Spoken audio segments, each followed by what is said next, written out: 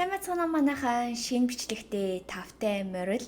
За өнөөдрийн бичлэгээр бүгдээрээ энергийн нууц, хэрхэн энергийг удирдах вэ гэдэг талаар ярилцгаая. Зөндөө олон миний үзэгчид manifestation талаар маш их сонирхолтой байдаг. Тэгээд би та бүхэнтэй manifest хийхэд хідэн маш их хэрэгтэй хүмүүсийн мартаад байдаг зүйлийн талаар та нартай хуваалцъя. Эхлээд таны ойлгох ёстой зүйл юу вэ гэх юм бол таны хүсэж байгаа зүйлс бүх зүйлс энерги бөгөөд та үүнийг авах хүртэх боломжтой гэж та өөртөө 100% итгүүлэх хэрэгтэй. Хэрвээ энэ зүйл боломжгүй байсан бол таны тархинд орж ирэхчгүй. Таны энэ тархин дотор яагаад энэ бодлууд орж ирж байна вэ гэх юм бол та угаасаа энэ зүйлийг хийхээр энэ хорвоо ертөнцийн төрсөн гэсэн үг. Та ямар нэгэн зүйлийг манифест буюу энэ хорвоо ертөнцийн бий болгохдоо эхлээд та тэр мөрөөдөл, зорилгыг бий болгох хэрэгтэй байдаг.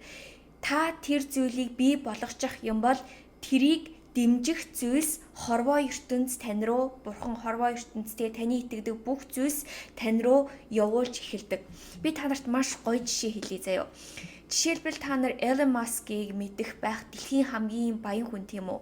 Энэ хүн Америкт байгаа хамгийн их байгаа гайхалтай машин, Tesla, робот гэдэг бүр ингээ гайхалтай олон зүйлсийг бүтээсэн. Тэгээд энэ хүн анх энэ машиныг бий болгоход хүмүүс болон инженерүүд юу гэж хэлсэн бэ гэхээр та биднээс боломжгүй зүйлийг хүсээд байна штэ. Эн чинь баг хуйлдч бичигдээгүй ийм зүйл хийх юм бол бид нар энэ хуулийг зөрнө гэж тэр хүний эсрэг хэлж исэн. Гэтэл энэ хүний баялаг сэтгэлгээ нь эдгээр хүмүүст юу гэж хэлсэн бэ гэхээр яагаад боломжгүй гэж. Эндийг бид нар боломжтой болгож болно. Хэрвээ энэ нь хуулиас зөрж байх юм бол бид нар өөр хуульчдыг худалдаж аваад ч юм уу өөр хуульчдыг бий болгоод энэ хуулийг өөрчилж болно гэсээр байгаад өнөөдрийн Теслаг бий болгосон байгаа. За бүр үүнээс илүү галзуу солиотой санаа нь юу байсан бэ гэхээр Elon Musk Марс буюу ангараг гарагийг эзлэх талаар ийм санаа гаргасан байгаа. Одоо ингээл дэлхий дээр зөндөө олон зүйл тохиолдод байгаа шүү дээ. Дэлхий дээр зөндөө олон дайн бид нар юу хичээлж мэдэхгүй. Тэгээд Elon Musk-ийн санаа нь болохоор энэ амьдралыг Марс дээр бий болгох энэ санаа гаргаж ирсэн. Энийг сонсоод хүн болгон баг юу галзуу солиотой юм яриад байгаа гэж бодож исэн. Та нарын хувьд ч гэсэн тэгж бодож байгаа байх. Гэхдээ Elon Musk яг энэ санааг бий болгоцсон чинь энэ санааг дэмжих хүмүүс гарч ирсэн. Зөндөө олон шинжлэх ухаанчид, мэрэгчлэн, сансрын нисгэгчид гээд бүх хүмүүс Elon Muskтай холбоо бариад тэр Марс руу ангараг гараглуу нисэх хөлөг онгоц дээр аль хэдийн ажиллаад эхэлсэн.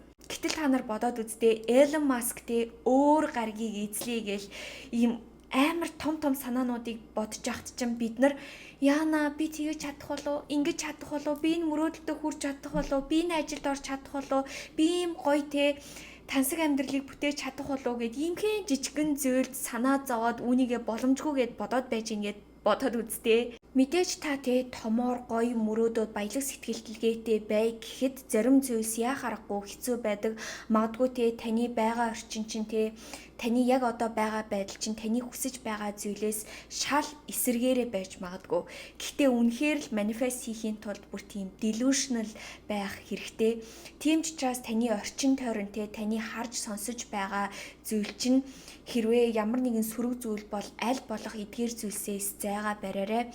Тэгээ би хэдхэн өдрийн өмнө YouTube дээрээс санамсаргүй байжгаад нэг бичлэг олж харсан байхгүй юу. Тэгсэн чинь тэр охин ингээд баян айлын хүүхдүүд л Америк руу явж сураад ч юм уу гадаадд сураад байна. Гэхдээ бид нар шиг ийм ядуу амьдралтай олон айлын хүүхдүүдэд бид нарт боломжгүй байхгүй юу гэд тэр охин жишээлбэл өөрт нь зүгээр үнэн санагж байгаа юм ийг ярьж байгаа бах. Тэгсэн чинь зөндөө олон хүмүүс доор нь ингээд дэмжиж бичсэн байгаа байхгүй юу. Яг чиний хэлсэн үнэхээр тийм шүү, ийм шүү гэд. Яг энэ бичлэг тийм буруу зүйл байхгүй ч гэсэн энэ бичлэгийг үзсэн зөндөө олон гадаад руу явахыг үнэхээр хүсэж байгаа хүсэл мөрөөдөлтэй хүүхдүүдийн тэр зүрх сэтгэлийнх нь хүсэл мөрөөдлийг унтрааж ээж болно. Зүгээр л энэ хүүхдүүд энэ бичлэгийг үзээд за угаасаа баян хүүхдүүд л гадаад руу явж сурд юм байна. Баян хүүхдүүд л тэтгэлэг авд юм байна. Энэ нь надад боломжгүй байна гэд бодчих юм бол тэр хүүхд ингээд хичээгч сонирхолгүй болно. Тэгэхээр та юу үзэж гин, юу сонсож гин, хэдий зарим үедтэй бидний сонсож байгаа зүйл тийм бодиттэй санагддаг ч гэсэн эдгээр зүйл нь биднийг үнэхээр хязгаарлаж байдаг учраас дандаа болно бүтэн яаж хийж гад болно гэсэн л итгэлтэй байх хэрэгтэй. Миний хувьд ч гэсэн би бүр яг тэгсэн бохгүй юу. Манай аав ээж хоёр бол надад шууд хэлсэн, аав ээж хоёр нь охиноо бол Америк руу явж сургаж чадахгүй. Гэхдээ чадах хэмжээгээрээ л охиндоо туслана гэд намайг бол миний сурлагт 100% дэмждэг байсан. Гэхдээ би яаж хийж гал Америк л явна. Америк руу сурна гэсээр байгаад эхлээд хятад хэл сурсан, хятад хэлээ маш сайн сурч чадсан. Тэндээсээ Тайваныг тэтгэлэг авсан. Тэгээд Тайваныхаа сургуулаас ахиж тэтгэлэг аваад тэндээсээ Америк руу ирсэн гэх мэт жишээний. Тэгэхээр яаж хийж байгаад хичээх юм бол ямар ч замаар байсан хамаагүй чи тийшээ хүрч чадна. Та нар миний өмнөх manifestation бичлэг, нууц, ном, нууц, киноны талаар бүгд л мэдэх байх. Энэ дээр нэг зүйлийг айгүй тодтогч хэлдэг штэ. Яг тэр зүйлээ авцсан юм шиг тэр мэдрэмжийг өөрөөсөө гаргах, сэтгэл тогтлыг өөрөөсөө гаргах гэж хэлдэг. Энэ нь яаж байна вэ гэх юм бол ерөнхийд нь маш энгийнээр тайлбарч хэлэх юм бол зүгээр л таны энэ хязгаарлагдмал бодлоо эвтгэхэд тусалж ийн гэсэн. Яагаад гэвэл дандаа бид нөр өөрийгөө хязгаарлаад идэх байхгүй юу? Хэрвээ та өөртөө ойрхоноор бодоод тэр мэдрэмжийг аваад авах юм бол та өөрийн ирэхгүй даалд ухамсараараа би энэ зүйлд угаасаа хүрэх юм байна гэд итгэждэг. Тэр үед тэр зүйл тань руу татагдаж эхэлдгээс гадна таны энэ энергийн vibration өөрөөсөө гаргаж байгаа энэ хэлбэлзэл чинь ч ихсэн өөр байдаг. Энэ нь яг л одоо биднээс шалтгаалдаг гэх юм уу? Зарим үед та ингээл сэтгэл санаа амар гоё байх үедээ чадахгүй зүйлээ гэс хийчдэг. Сэтгэл санаа чинь маш муу байх үедээ та чаддаг зүйлээ ч олигтой хийж чаддаггүй. Тэгэхээр эдгээр нь бүгдээрээ бидний энэ энерги, аура, сэтгэл зүйгээс ер нь бүх юм шалтгаалдаг гэж хэлж болно. Сүүлийн үед миний хэлэх дуртай нэг 2 affirmation баттгалын үгс байдаг. Нэг нь юу вэ гэх юм бол энэ удаагийн амьдрал дээр би хүссэн бүх зүйлээ хийж чадна гэдэг энэ нэгдүгээр affirmation. Бид нар бүгдээрээ яагаад энэ хорвоо ертөнцтэй энэ дэлхий дээр төрсөн бэ гэх юм бол бид нар өмнөх амьдралдаа зөндөө олон бүтлгүүтэй ерөөсөө тэр зүйлээ хийж чадаагүй болохоор энэ амьдрал дээр дахиад хийх гээд хүрээд ирсэн байгаа. Гэхдээ энэ амьдрал дээр бүгдээрээ энэ зүйлийг хийж чадна. Яагаад гэвэл магадгүй бидний өмнөх сүнс, өмнөх амьдралууд ийм мэдлэггүй байсан байж болно. Хэрвээ бид нар эдгээр зүйлийг анхаарад, анзаараад эхэлсэн, өөрийнхөө хязгаарлагдмал бодлыг мэдсэн бол өөрийнхөө мөрөөдөлтөө хүрэхэд маш амархан гэсэн. Яагаад гэвэл одоо бид нар яг өөрийнхөө зорилгыг мэддэг болсон. Тэгээд өмнө яагаад энэ зүйлд хүрч чадаагүйгээ мэддэг учраас энэ амьдрал дээр, энэ хорвоо ертөнц дээр энэ удаад бүх хүссэн зүйлдээ бид нар яаж хийж байгаад хүрч чадна. Дараагийн миний хэлэх дуртай баттгалын үгс юу вэ гэх юм бол би бол cycle breaker буюу би энэ тойргийг эвдэгч. Бид нар удам судар аав ээж өвөг дээцийнхээ хязгаарлагдмал бодол ч юм уу ерөөсөө эвдэж чадаагүй нэг зүйлийг ингээл тойруулаад аваад яваад байдаг байхгүй юу? Магадгүй танайхан удам судраараа ерөөсөө гоё хайрыг татаж чаддгүй байсан байж магадгүй, эсвэл эд баялагийг татаж чаддгүй байсан байж магадгүй. Энэ хязгаарлагдмал бодлоосоо болоод гэхдээ би энэ тойргийг эвдлэгч гэдэгтээ өөрийгөө итгүүлэх хэрэгтэй. Нэг хэрэгжүүлэх зөндөө олон арга байдаг. Та зүгээр итгэдэг бурхандаа ч юм уу хорвоо ертөнц өвөг дээдс минь гэж залбирч болно. Манай өвөг дээдс удам судар аав ээж магадгүй тийм байсан байж магадгүй. Гэхдээ энэ тойрог надаар дуусна. Миний хүүхдүүдийн чинь хүүхдүүд бүх зүйлс энэ тойргийг одоо тэр хязгаарлагдмал бодол муу мухай бүх зүйлсийг үргэлжлүүлэхгүй байхын тулд энэ зүйлийг эвдэх хүн нь би юм байна гэж итгүүлдэг энэ affirmation-ыг бас би хэлэх дуртай, та нар ч гэсэн хэлж байгаарай. Одоо бүгдээрээ дараагийнхаа сэдв рүү орцгоё. Та юу ч гэсэн таны хүсэж байгаа бүх зүйл танд боломжтой юм байна гэдэгт 100% итгэжлээ. За энэ зүйлийг хэрхэн яг өөрлөгөө татах вэ? Яг үнийг хэлээ таны хүсэж байгаа зүйл бүгд байгаа. Та магадгүй хайрыг хүсэж магадгүй тэр хайр чинь хаана нэг газар байж байгаа. Та магадгүй эд хөрөнгийг хүсэж байж магадгүй, карьерийг хүсэж байж магадгүй, тэр эд хөрөнгө чинь хин нэгэнд байж л байгаа. Таны тэр хүсэж байгаа карьерийг чинь аль хэдийн авч явж байгаа тэр хүн байж л байгаа. Хамгийн гол зүйл нь юу вэ гэх юм бол танд эдгээр зүйлийг өөрлөгөө татах тэр чадвар байна уу гэдг нь маш их чухал. Бүх зүйл энергийн тэгж өгөө авалцаатай байдаг гэх юм уу? Мөнгө төгрөгтэй баялаг, эд баялаг ч гэсэн зүгээр л энерги. Жишээлбэл мөнгөөр бид нэр энергийг сольж авдаг. Та маш гоё бүтээгдэхүүн авлаа гэж бодъё. Та мөнгөө төлөөд тэр бүтээгдэхүүнийг аваад тэр бүтээгдэхүүн танд үр дүнгээ өгдөг. Бүх зүйлс солилцоотой байдаг. Та гайхалтай энергийг өөрлөгөө татахын тулд тэр өөрөөсөө бас гайхалтай энерги, ур чадварыг гаргах хэрэгтэй. Ямар нэгэн зүйл нь үнгүй юм уу зүгээр танд өгөгдөх үед тэр энергийг бид нар дийлж авч чаддаггүй. Жишээлбэл та нар суглаагаар маш олон мөнгө хоцсон хүмүүс дандаа дампууртгийг мэдэх байх. Яагаад вэ гэвэл эдгээр хүмүүст тэр мөнгийг зохицуулаад авч явах тэр чадвар нь байдгүй учраас тэр энерги солилцоогоо хийж чадахгүй учраас танаас шууд явж ийн гэсэн. Та нар бүр энергийн хуулийг хайр дурлал дээр ч гэсэн харж болно. Ин ян гэдэг эрэгтэй эмэгтэй хоёр энерги нь хоёулаа нийлжээж гайхалтай тэр хайрыг бүтээдэг штеп.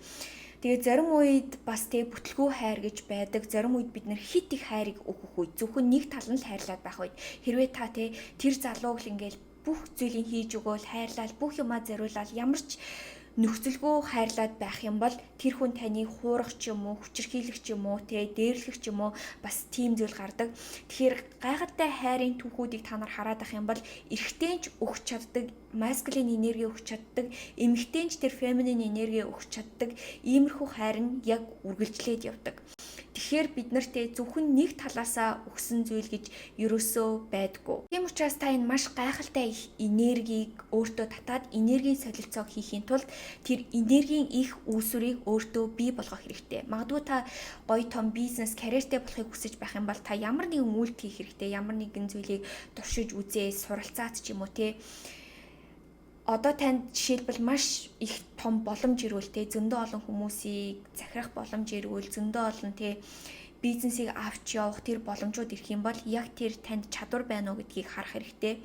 Хэрвээ та хайрыг татахыг хүсэж байх юм бол та өмнөх траума дээр ажиллаж чадсан уу, өөр дээр ажиллаж чадсан уу гэдэг ч юм уу, та өөрийгөө хайрлаж сурсан уу ч юм уу, яг эдгээр зүйл дээрээ анхаарах хэрэгтэй. Зөвхөн гаднах зүйл дээрээ л би яаж үнийг татах уу гэж бодхоос илүү энэ энергийг татахын тулд би ямар хүн байх ёстой вэ гэдэг талаас нь бодох хэрэгтэй. Энээр тулгуурлаад би бас нэг чухал зүйлийг хуваалцъя. Та нар өөрийгөө үнэлэх буюу өөрийнхөө чадварыг үнэлж сурах хэрэгтэй. Ер нь л өөрийгөө үнэлэх хэрэгтэй. Хүн болгон үн цэнтэй, хүн болгонд өөрийн гэсэн чаддаг зүйл, авьяас, чадвар гэж байдаг бөгөөд бид нар ихэнх үед өөрийгөө ерөөсөө үнэлж чаддгүй.